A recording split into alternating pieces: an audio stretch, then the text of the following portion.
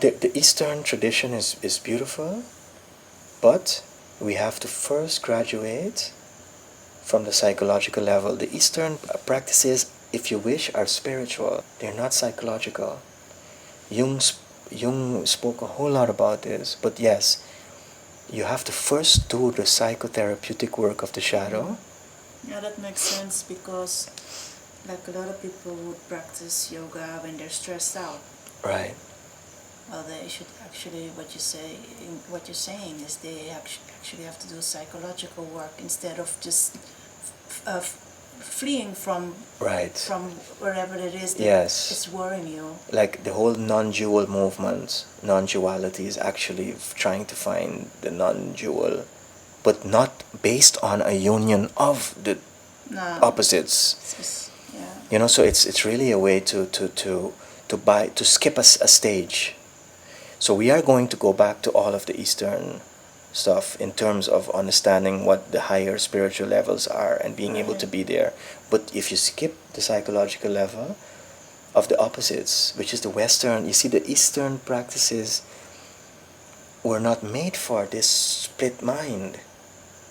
So if you look for the now, and then you try to cut out everything that is coming into your mind in order to stay in the now, or if you're looking for to empty your mind in terms of meditation, what you're doing is you're emptying yourself, and then it becomes like a vacant room for something else to inhabit. So it's really I personally believe that this is why a lot of what I call the anti-Christian movements are using all of this stuff, because the Christ is the self with a capital S, and it's a way to keep you from really connecting to your true self, and the spirituality that emerges from that is a whole different. It's not a it's a very grounded thing, but you do connect to that, to all of these concepts in the East as Atman, Brahman, and the void and emptiness and all of that, but you truly understand it. It's almost like saying that there's, when we hear these, when we use these words of the East in terms of our Western language, when they say you need to empty yourself, it's not emptying yourself. You see, that's like the wrong translation. In the East, that would make sense, but by us it would be more like you need to integrate yourself. That would be like the East, the Western word for it. So yes, what we're struggling with now is that trying to jumpstart a movement to get people to really contain their shadow, in order to move on to the next stage. But there's almost everybody brings to this table a whole suitcase full of all these other practices, which are actually, in terms of the West, the highway to possession. All of it, the whole love and light movement, the whole even the whole Reiki stuff, everything, not in and of itself. For the East, these things are precious, but for us, it's all a highway to opening up, if you wish, what I would call then a black hole or a portal to a lower dimension. And so this is where we're at now. People don't understand yet that this is, in terms of the West, there's this stage we need to. You see, an Easterner would not look at Christ, Jesus Christ, for solutions. They would look at Buddha. You understand? So for the West, we had our masters that came, and our people that were struggling with this, with the Western problem, which is the problem of neurosis and split and trauma and the individual and the unconscious. And Buddha does not understand this, address this. We need to really get it. We need to get to the right understanding of the Western masters, which I think Jesus was like one of the most important of.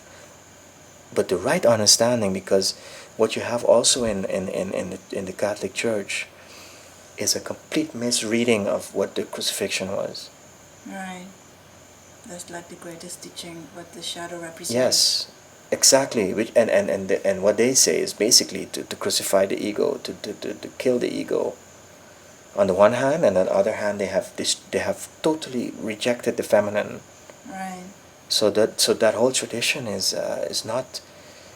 But I do believe that in the beginning of the 2,000 years that Jesus, or a master, was sent to show us how to get to graduate from this stage. Yeah. And this is the psychological stage. It's psychological because the individual is has a psyche. I think once Jung said it, that the East, there's no psyche. They have a spirit, meaning that they're collective beings. This is why Jung also said that all these Indian gurus, they were like almost like otherworldly. One doesn't even know if they're human or God, or if it's real history or if it's myth. But with the West and with Jesus, this was clearly historical. This was a historical being, and this is and so it's psychology.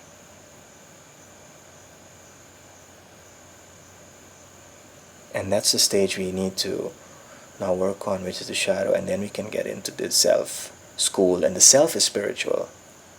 And then we get spiritual rules, and then you get stuff like the law of attraction, or then you become then you become fluent in understanding the Eastern things, because then you're again on a level of the spirits. Yeah, but if before that you have to understand the shadow. Yeah, because there is no and you cannot mix these methods. No.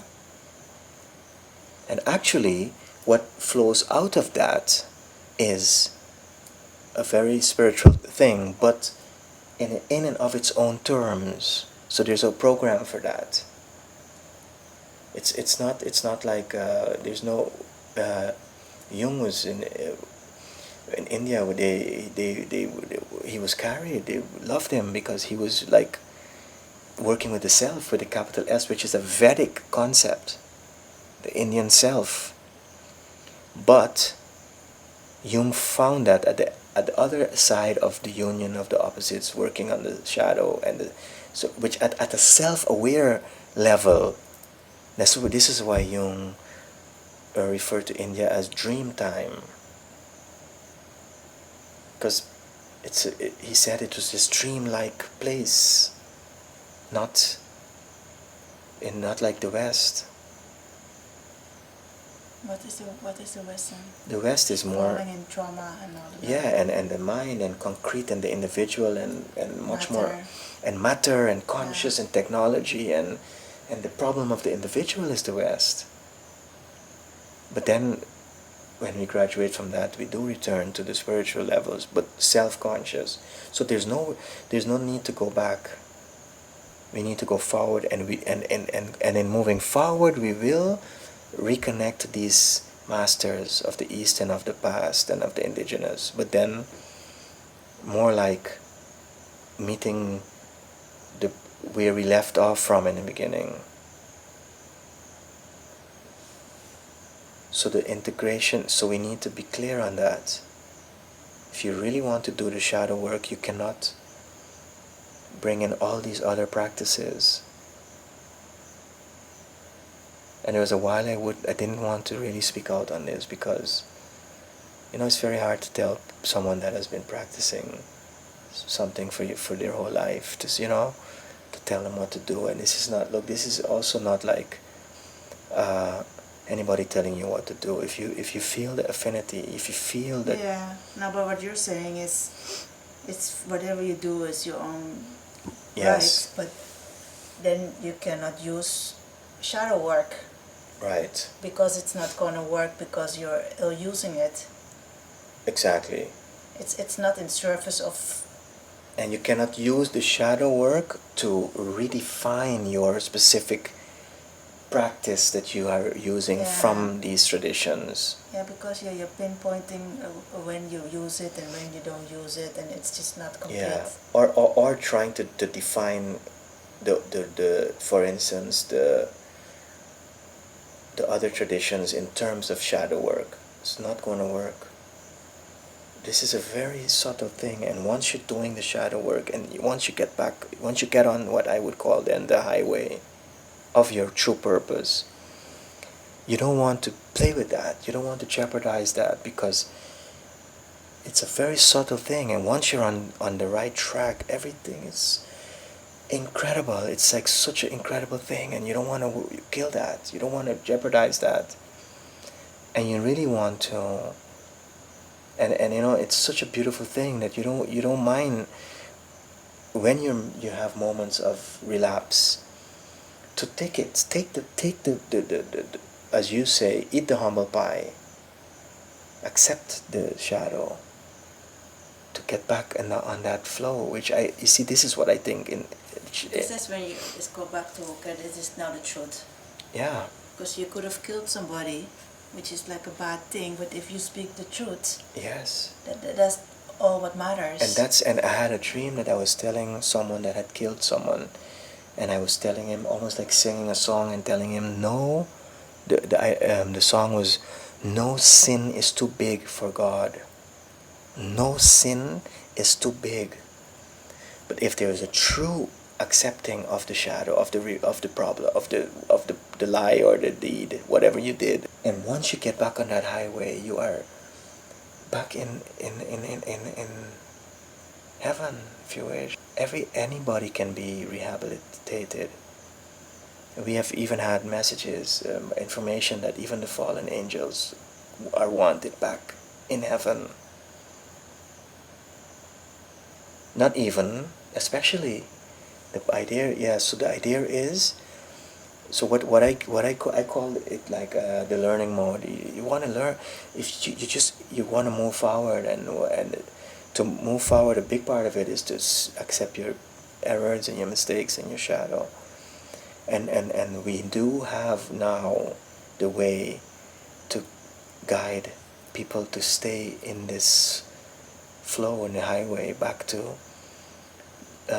wherever this is leading, meaning that, so there is a way. We are being facilitated with a way to guide, and the dreams are showing it as a school, the self school. But so it's very, very generous, and what in the dreams is called the Sophia, which is the wisdom of God, is guiding. It guides this process, and it's the light. It's the great light. There's nothing, no lie, no system based on lies. No, nothing can. Everything pales in this great light. The darkness runs away from it. We need to. This is very important to know this. There's no people can spy on you or surveillance or all of that. In a dream, I was meeting a group of people that were so-called looking at what we were doing, and then with someone else, and I told the group, don't worry with us. Don't worry, never mind. In a sense of, there's nothing, there's no way this thing can be stopped.